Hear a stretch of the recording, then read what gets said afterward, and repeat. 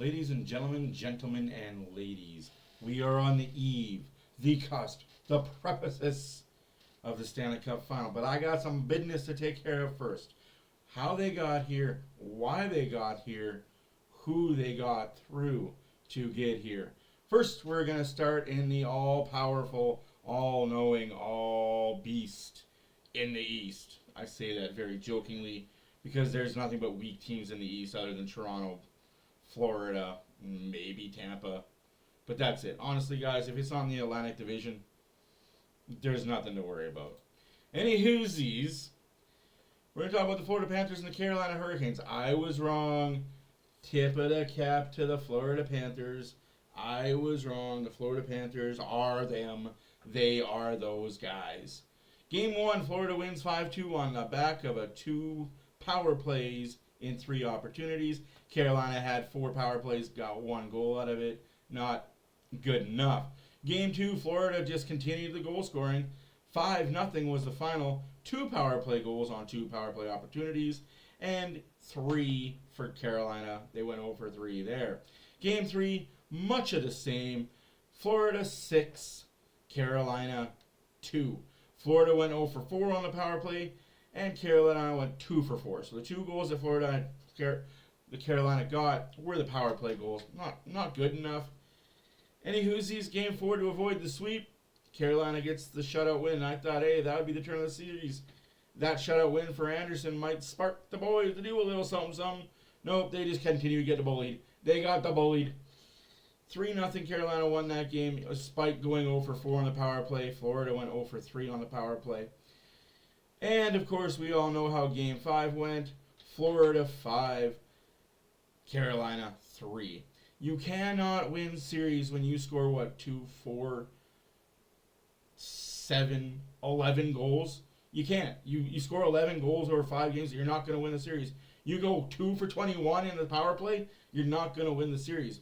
Florida had 11 goals in the first 3 games of the series. Anywho's, Florida went 5 for 16 on the power play.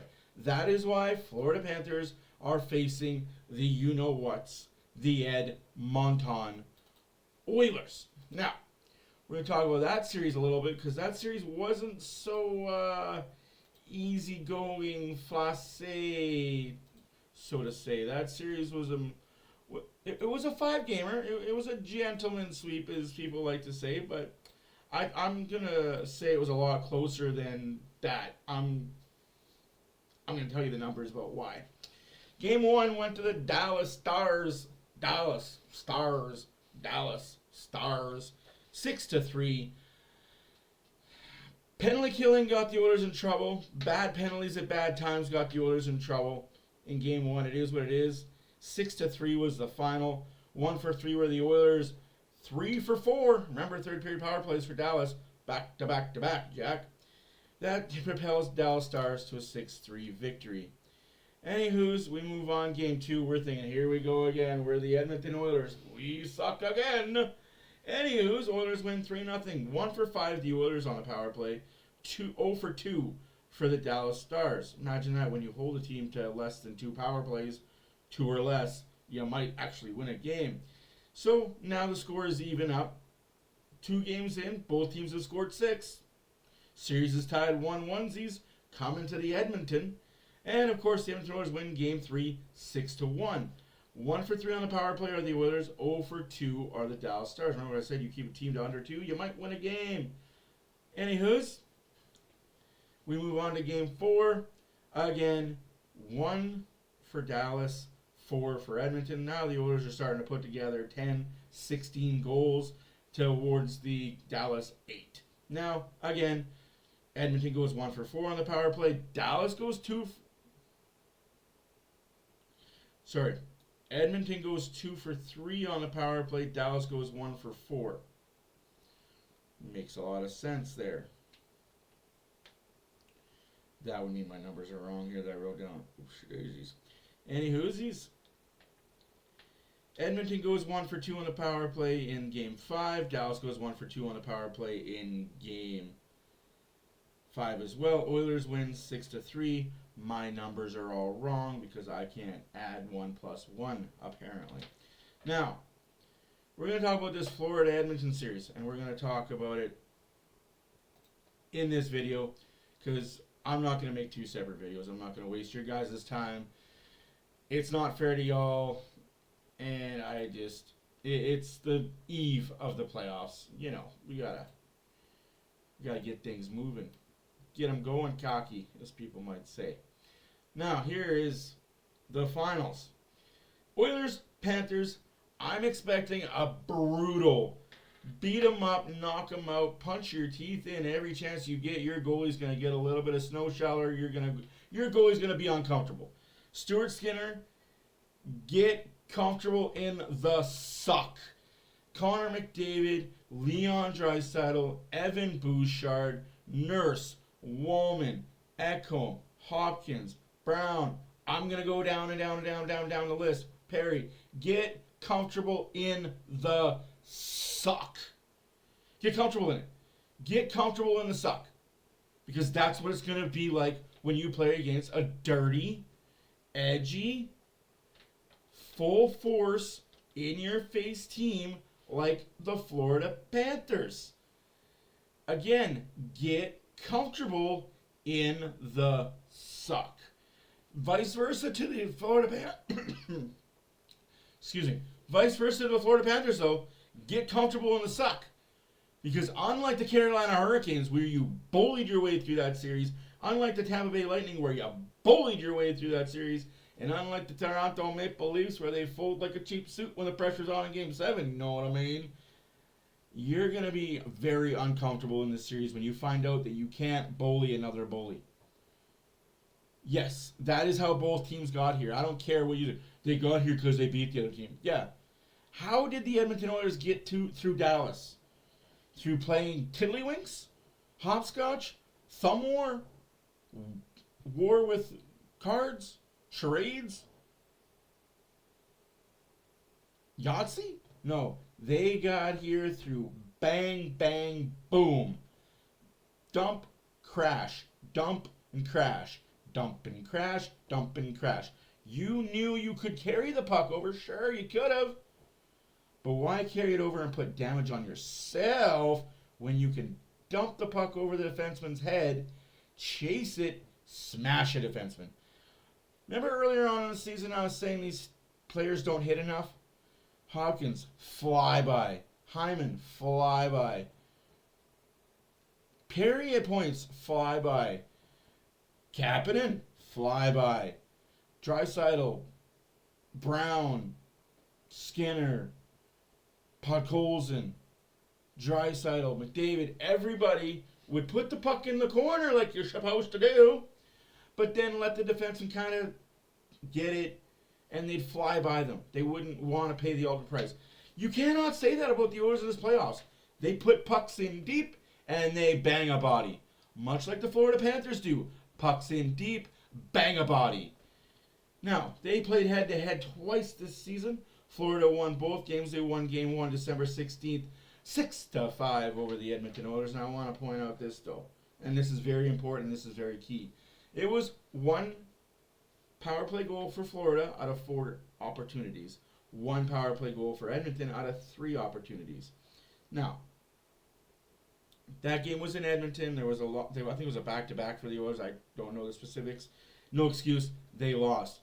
Francois Charon, who is reffing in these finals, was reffing that game.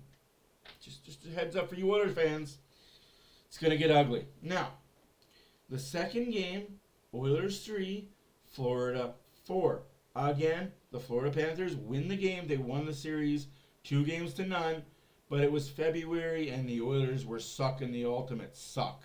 Like they were sucking the titty of a cow that wasn't given no more milk.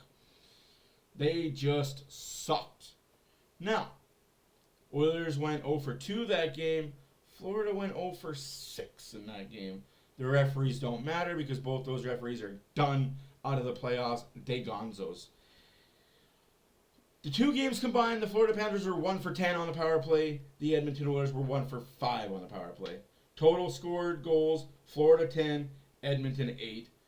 It was a close series. Oilers lost both games by 1. It was close. if the Oilers have any chance in hell winning the series, power play needs to show up.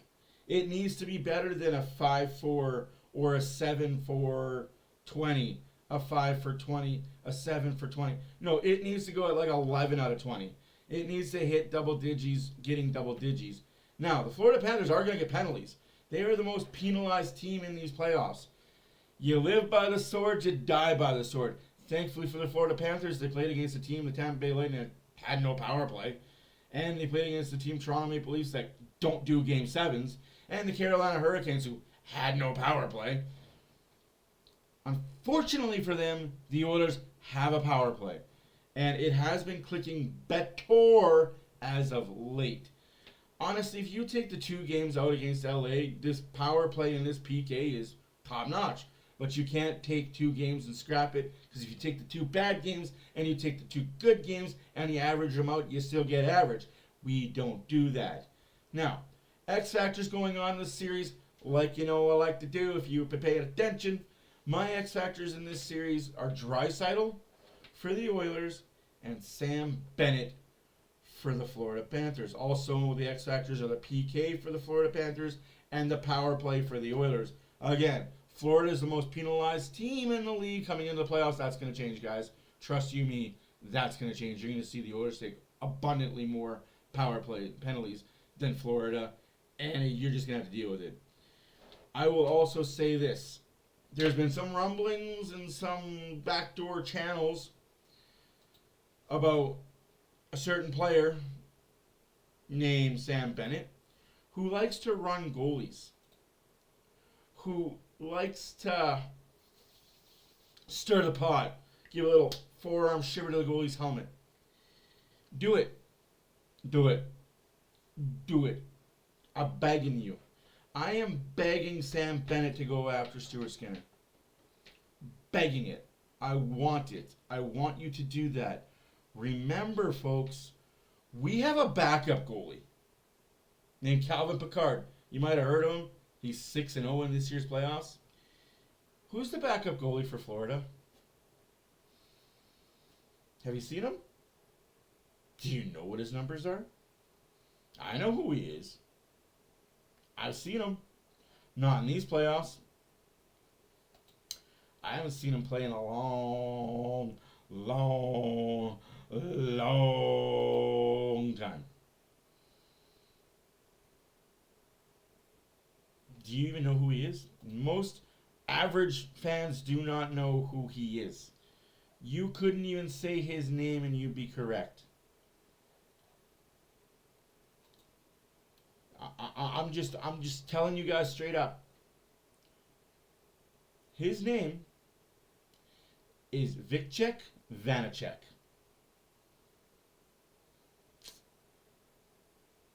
Yeah. Last game he played was April 15th.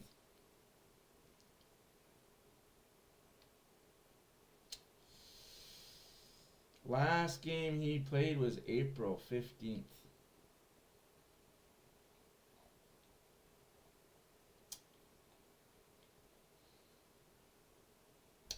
He's played 7 games for the Florida Panthers. He's 2 for 4 in the regular season. I'm not telling you something you already know. I'm being honest. I'm being very, very open with you guys.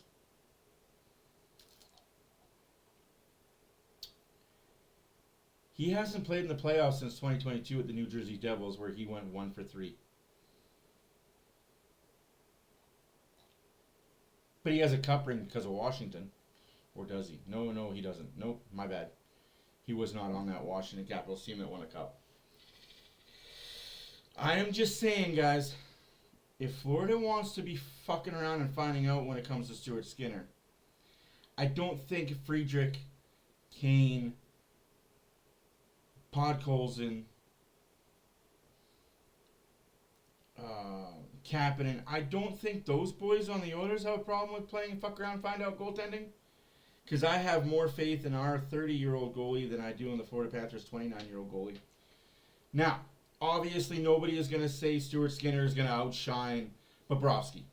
I'm not going to say that. You're not going to say that. Nobody's going to say Stuart Skinner is a better goalie than Bobrovsky. Bobrovsky better be a better goalie. He's 10 years older. He's played 119 playoff games compared to 49 for Stuart Skinner. I hope he has more experience. I hope he's the better goalie. He's a Vezina winner. He's a Stanley Cup champion. But I would still put my money on the Edmonton Oilers winning this series. This is how I think the series is going to go. Game 1, Edmonton Oilers are going to win. They're going to feed off the hometown crowd.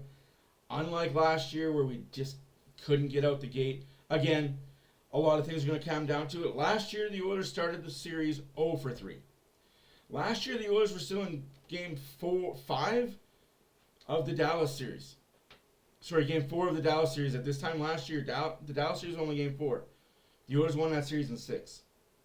They were still playing hockey at this time, the Edmonton Oilers were. They were more banged up than last year. Last year they were banged up. This year they're not. They're missing Hyman. T's and P's to him. Happy recovery with your wrist injury. I know you'll be with the team. I know you'll be traveling with the team. But, again, wrist injury, surgery, he's not playing. The cavalry's not coming. Now, we do get Connor Brown back Game 1 of the finals, coming off concussion. Florida's going to have their full registry. Despite what Paul Maurice was throwing as bullshit through the media, well, we're not sure if Reinhardt's going to be healthy. We're not sure if Nikolai is going to be healthy. We're not sure if Lester Reunion is going to be healthy. Bull fuck you shit. They're healthy. We know they're healthy. Don't piss in my face and tell me it's raining. You're fully healthy. Don't lie. We caught you. Now, Oilers winning Game 1. Florida's going to win Game 2. Oilers going to win Game 3 and win Game 4. It's coming back to Edmonton for Game 5. The Oilers are going to lose Game 5. If they don't lose Game 5, they're going to lose Game 4. It's either going to be win 1, lose 1, win 1, lose 1, win 1, lose 1, we're going 7. Or it's going to be a win 1, lose 1, win 1, lose 1, win, win. Win it in 6. Either way, no matter how you slice it, I have the Edmonton Oilers winning in 7 or winning in 6. Oilers are winning the series. They are going to hoist the cup. And curse be damned. I fucking love the fact they touched the cup, guys. I loved it. I love the fact they touched the Clarence Campbell. I love that they celebrated with it in the locker room. They all walked by and touched it. And I'll give you a little inside scoop as to why they did it. Here's a little spilling of the tea, as I like to say. Speaking out of church. There's some guys on this team that may never, ever get back to this point again. There's some guys on this team that will never get here again. I'm not saying names. Out of respect, I won't say names. But there are guys that this is it for them. This is their one kick at the can.